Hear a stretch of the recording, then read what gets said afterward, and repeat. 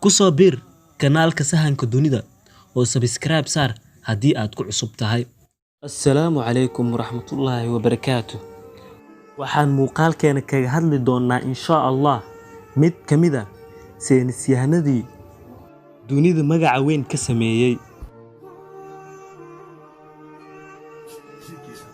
Albert Einstein waxa uu ahaa saynisyahan u dhashay waddanka Germany sanadkii markii uu ahaa 1879 bishanu ay ahayd Maarso 14-keedii.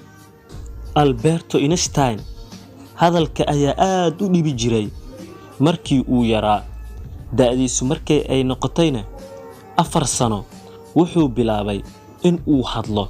Sidoo kale wax akhriskana waxa uu bilaabay da'diisu markay ahayd 7 sano jir. Einstein yaraantiisa waxa ku adkaa fahanka macalinkiisa, aad ayuuna ugu caban jiray fahmo xumadiisa darteed. Wuxuu ahaan jiray keli, balse wuxuu isku bedelay nin kacaan ah. Albert Einstein waxa uu noqday aqoonyahan ku takhasusay cilmiga fiisigiska. Sanadkii 1921 waxa uu ku guuleystay jaa'isada loo yaqaan Nobel Peace Prize. Waxa uu ka mid ahaa aqoonyahanadii ugu caansanaa waqtigiisa. Alberto waxa uu sidoo kale bartay muusiga oo uu aad u jeclaa.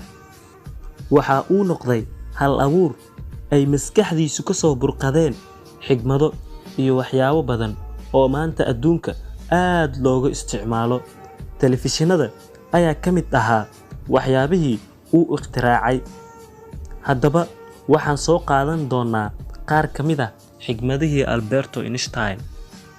Noloshu waa sida baaskiil, si aadan u dhicin waa inaadan joojin socodka.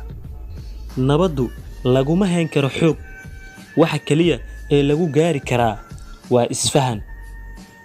Intaadan ciyaarta bilaabin baro xeerarkeeda, waxaad noqon doontaa kan ugu fiican ciyaarta.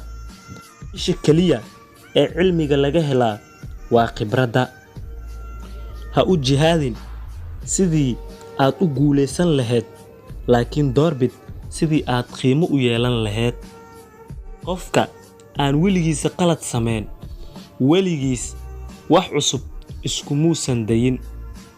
Wax ka baro shalay, ku noolow maanta, berina rajee.